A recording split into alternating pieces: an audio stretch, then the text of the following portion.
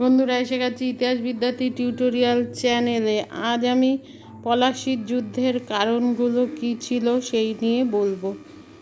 1757 খ্রিস্টাব্দে পলাশির প্রান্তরে বাংলার নবাব সিরাজউদ্দৌলা ও ইস্ট ইন্ডিয়া কোম্পানির মধ্যে যে যুদ্ধ সংঘটিত হয়েছিল তা ইতিহাসে পলাশির যুদ্ধ নামে পরিচিত। বাংলার নবাব আলীবর্দী খানের মৃত্যুর পর তার কনিষ্ঠা কন্যা আমিনা বেগমের পুত্র সিরাজউদ্দৌলা বাংলার নবাব হন 1756 খ্রিস্টাব্দে। নবাব সিরাজউদ্দৌলার সঙ্গে বিভিন্ন কারণে ইংরেজ ইস্ট ইন্ডিয়া কোম্পানির সম্পর্কের অবনতি ঘটেছিল এবং এই বিবাদের পরিণতি হিসাবে পলাশির যুদ্ধ হয়েছিল। কারণ নবাব যখন সিরাজউদ্দৌলা বাংলার নবাব হন তখন চিরাচরিত প্রথা অনুসারে ফরাসি, ওলন্দাজ প্রমুখ বণিক কোম্পানি নবাবকে উপহার দিয়েছিল, কিন্তু ইংরেজ ইস্ট ইন্ডিয়া কোম্পানি নবাবকে কোনো উপঢৌকন দেয়নি।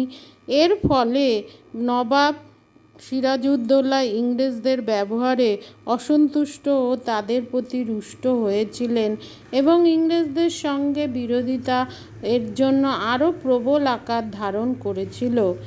এই পলাশি যুদ্ধ যে হয়েছিল তার পিছনে কতগুলো কারণ ছিল, সেগুলো কি? এক, ইংরেজ কোম্পানির ষড়যন্ত্র। সিরাজউদ্দৌলা যখন বাংলার নবাব হন তখন তার আত্মীয় স্বজনরা তার বিরোধিতা করেছিল।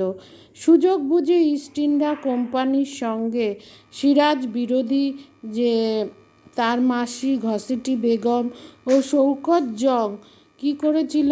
সিরাজের বিরোধিতা করে ইংরেজদের সঙ্গে হাত মিলিয়েছিল এবং তাদের সঙ্গে ষড়যন্ত্রে লিপ্ত হয়েছিল। সিরাজউদ্দৌলা এই ষড়যন্ত্রের কথা জানতে পেরে তিনি ইংরেজ কোম্পানির উপর রুষ্ট হয়েছিল এবং তাদের উচিত শিক্ষা দেওয়ার জন্য সচেষ্ট হন। দুই, দুর্গ নির্মাণ সংক্রান্ত বিরোধ। বাংলার ইংরেজ ও ফরাসি কোম্পানি দুর্গ নির্মাণ করে তাদের ক্ষমতা বৃদ্ধি করতে চেয়েছিল। নবাব সিরাজউদ্দৌলা এই বিদেশি কোম্পানিগুলোকে দুর্গ নির্মাণ বন্ধের নির্দেশ দিলে নবাবের নির্দেশ ফরাসিরা মেনে নিলেও ইংরেজ ইস্ট ইন্ডিয়া কোম্পানি তা মানেনি।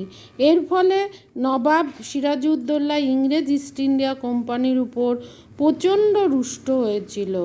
তৃতীয়ত, কৃষ্ণদাস প্রত্যর্পণ সংক্রান্ত বিরোধ। ঘসেটি বেগমের প্রিয় পাত্র ঢাকার দেওয়ান রাজবল্লভের বিরুদ্ধে নবাবী তহবিল তছরূপের অভিযোগ ছিল। নবাব সিরাজউদ্দৌলা মুর্শিদাবাদে এসে তাকে হিসাব দেখানোর নির্দেশ দিলে তখন দেওয়ান রাজবল্লভ তার পুত্র কৃষ্ণদাসকে প্রচুর ধন রত্ন দিয়ে কলকাতায় ইংরেজদের কুঠিতে পাঠিয়ে দেন। এবার ইংরেজরা কৃষ্ণদাসকে আশ্রয় দেয়, ফলে নবাব বারবার কৃষ্ণদাসকে ইংরেজদের বলতে থাকে যে তার কাছে ফিরিয়ে দেয়া অর্থাৎ প্রত্যর্পণ করার নির্দেশ দিলে নবাবের আদেশ ইংরেজরা অগ্রাহ্য করে। ফলে এতে নবাব আরও বিরক্ত হয়ে ওঠে ইংরেজ ইস্ট ইন্ডিয়া কোম্পানির বিরুদ্ধে। চার, নবাবের দূতকে অপমান। নবাব ইস্ট ইন্ডিয়া কোম্পানি দুর্গ নির্মাণ কৃষ্ণদাসকে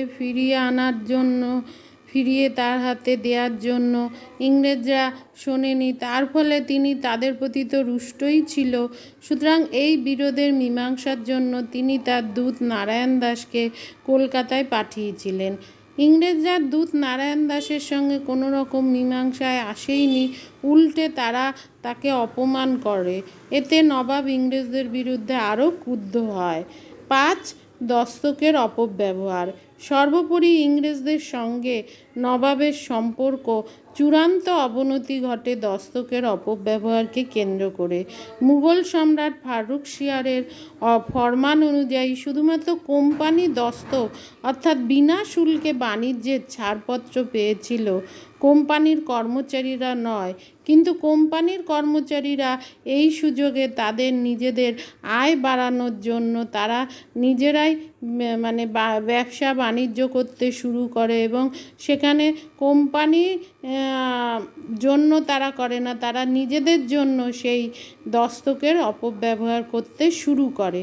এতে সিরাজ ইংরেজদের উপর প্রচণ্ড ক্রুদ্ধ হয় এবং তিনি বলেন যে কোম্পানিকে জানান যে তার কর্মচারীরা যাতে দস্তকের ব্যবহার না করে, কিন্তু তারা তাতে সিরাজের এই আদেশ তারা অমান্য করে। ফলে ইংরেজদের বিরুদ্ধে সিরাজ রুষ্ট হয়ে যায় এবং সবশেষে একথাই বলা যায় যে এই জন্য নবাব সিরাজউদ্দৌলা 1756 খ্রিস্টাব্দের 4 জুন ইংরেজ কুঠি কাশিমবাজার আক্রমণ করে দখল করে নেয়।